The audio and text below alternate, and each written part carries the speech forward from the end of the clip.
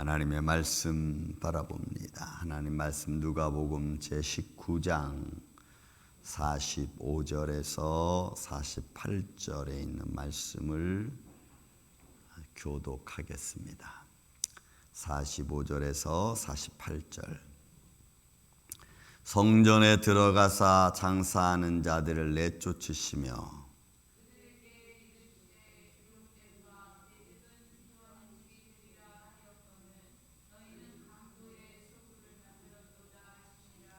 예수께서 날마다 성전에서 가르치시니 대제사장들과 서기관들과 백성의 지도자들이 그를 죽이려고 꾀하되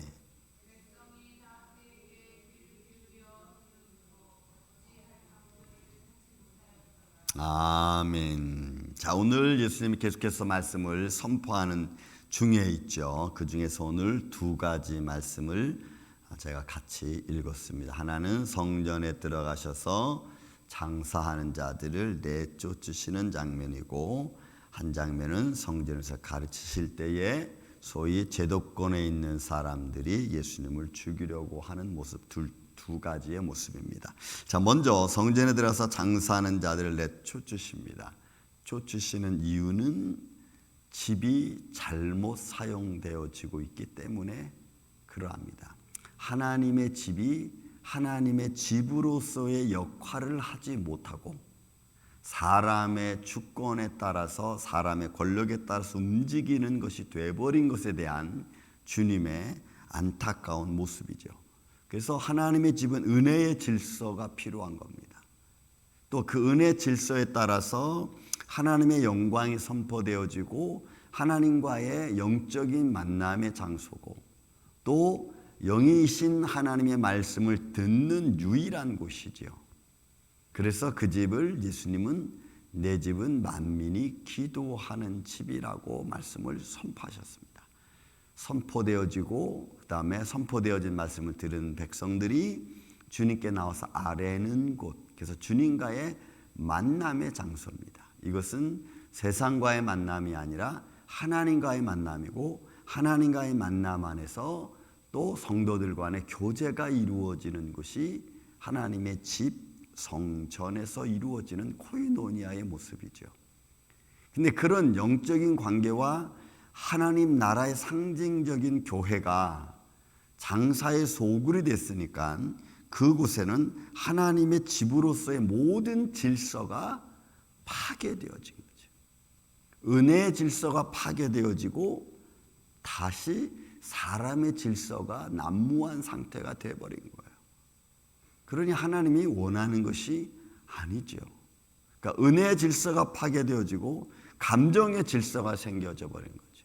말씀의 질서가 파괴되어지고 인간의 권위의 질서로 세워진 거예요. 그러니 그것은 하나님 보시기에 좋지 않은 것입니다. 아니, 원치 않는 거죠. 그러니까 우리가 우리 삶에서 보면은 하나님의 질서와 은혜의 질서로 만들어져야 될 곳이어야 되는 것이 하나님의 교회입니다. 그러니까 여러분, 오늘날 우리 이 시대도 바라보면은 교회가 마땅히 감당해야 될 은혜의 질서, 기도의 질서, 말씀의 질서, 사랑의 질서, 헌신의 질서, 이런 것들이 다 파괴되어지고 욕망의 질서로 채워지고 또 사람의 감정의 질서로 만들어지고, 그러다 보니까 교회가 매일 다투고 또 질서가 파괴되니까, 그 은혜 질서가 파괴되니까 자기들의 욕구만을 이루는 것으로 가버리고 마는. 그래서 그곳을 뭐라 그래요? 강도의 소굴이라고 그랬어요. 그러니까 강도의 소굴은, 거기는 강도들의 질서만 있는 거죠. 그들의 욕망의 질서만 있는 거예요. 은혜의 질서는 없어져 버리고 마는 겁니다. 그러니까 하나님께서 이 말씀을 보시고 이런 모습을 보시고 원치 않는 거죠. 너희가 어떻게 내 은혜의 질서, 하나님의 말씀의 질서가 다 파괴되어지고 인간의 욕망으로 가득 찬 그런 강도의 소굴이 되었느냐. 하나님의 교회는 그렇게 될 수 없는 겁니다. 우리는 이런 말씀의 질서들을 보고 하나님의 교회가 만들어져야 되는데, 아직도 우리는 교회 그러면은 그 교회 가서 하나님의 은혜의 진리보다는 자꾸 감정의 질서, 말의 질서에 따라서 움직이려고 그러죠. 하나님 말씀이 아니고 사람의 말의 질서, 은혜의 질서가 아니고 감정의 질서로 나가는. 저는 우리 임마누엘 교회도 그렇고 또 여러분들의 가정도 마찬가지입니다. 가정도 어떻게 보면 아주 가장 작은 하나님의 은혜의 단위죠. 내 심령이 가장 작은 단위라면 그 다음에 작은 단위가 가정입니다. 근데 그런 가장 기본적인 단위 안에서 은혜의 질서가 만들어지지 않고 어떤 감정의 질서로 맺어진 곳이 된다면 그것이 하나님의 영광이 있을 수 없습니다. 그래서 만민이 기도하는 집이 강도의 소굴로 변했다는 것은 이것은 은혜의 타락이지. 은혜가 떨어진 겁니다. 여러분 우리 심령, 우리 개개인의 심령도 물론 마찬가지입니다. 하나님의 은혜가 우리 안에 충만하고 여러분 평강이 우리의 두려움을 이기는 줄로 믿습니다. 빌립보서 4장에 보면은 우리의 마음에 너희는 마음에 근심하지 말라, 염려하지 말라는 거죠. 두려워하지 말라. 왜요? 하나님께 기도하고 나아가는 자는 그 두려움을 내어 쫓거든요. 근데 우리는 기도하고 두려움을 내쫓지 못해. 기도는 하는데 두려움이 나가질 않아. 그럼 뭔가 something wrong. 그죠? 네, 저는 가끔 제 자신에게 묻습니다. 내가 예수님을 믿나? 내가 예수님을 정말 사랑하나? 그러면 예수님을 사랑하면, 예수를 믿으면 믿으면 이러면 안 되지. 내가 예수님을 믿으면 이러면 안 되지. 라고 하는 제 스스로의 자각을 제가 던져요.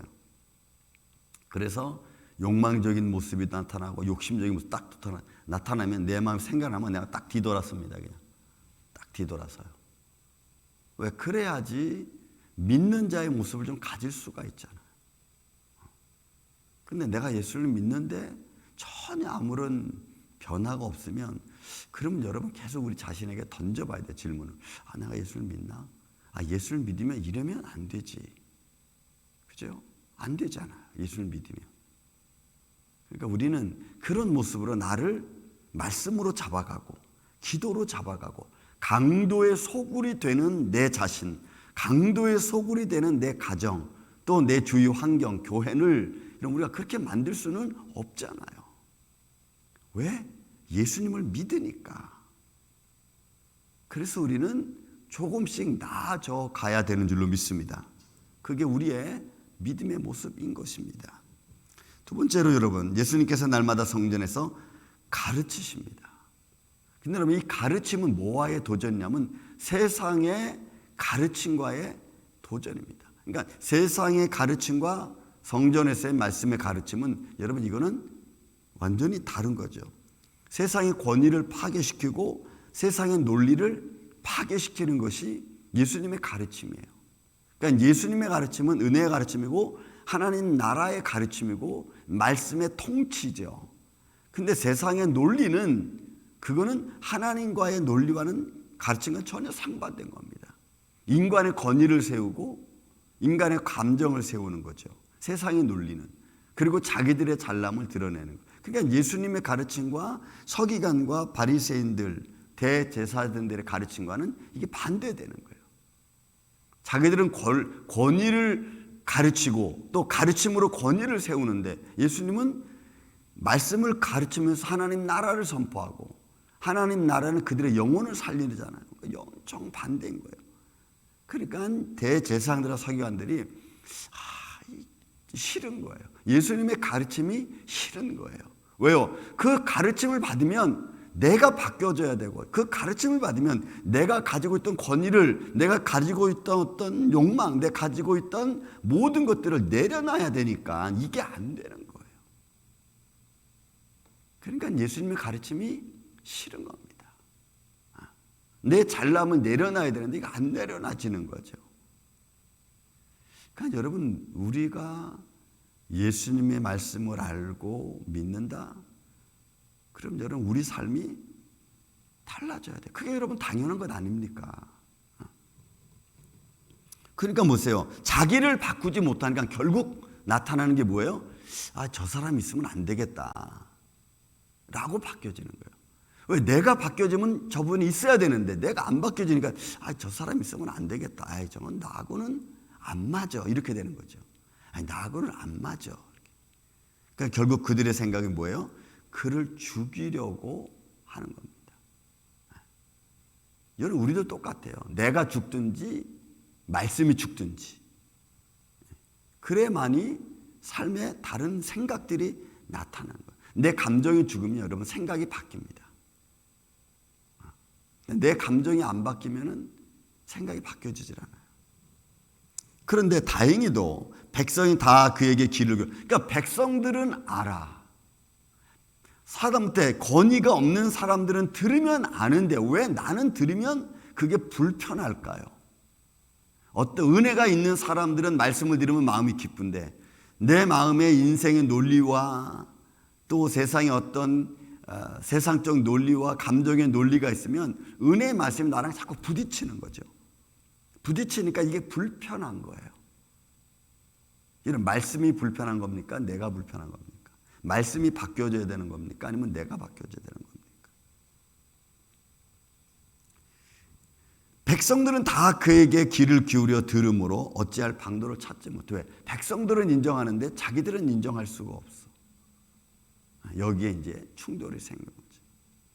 여러분, 우리는 그러니까 믿음을 가졌다는 것은 어떻게 보면 되게 심플한 겁니다. 내가 살아계신 하나님을 믿는다는 것을 우리가 믿으면 정말 우리 인생이 굉장히 심플해요.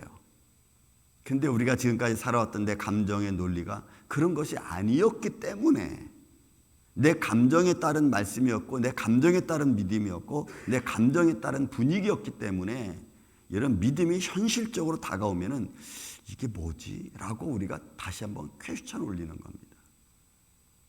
여러분, 살아계신 주 예수 그리스도, 살아계신 생명된 말씀이 오늘 우리 안에서 살아 움직이는 새로운 믿음의 통치가 이루어지는 이 아침에 저와 여러분이 되시기를 예수님의 이름으로 축원을 드립니다. 내 안이 강도의 소굴에서 은혜의 집으로 바뀌어지고 만민이 기도하는 집으로 바뀌어지고 또 내 안이 세상의 논리로 감정으로 가득 차 있던 내 것들이 다 내려놓고 하나님의 말씀으로 가르침을 받는 이런 믿음의 인생을 통해서 우리가 날마다 믿음의 아름다운 성장이 있는, 그래서 열매 맺는 저와 여러분 되시기를 예수님의 이름으로 축원을 드립니다. 사랑과 은혜가 많으신 아버지 하나님 감사합니다.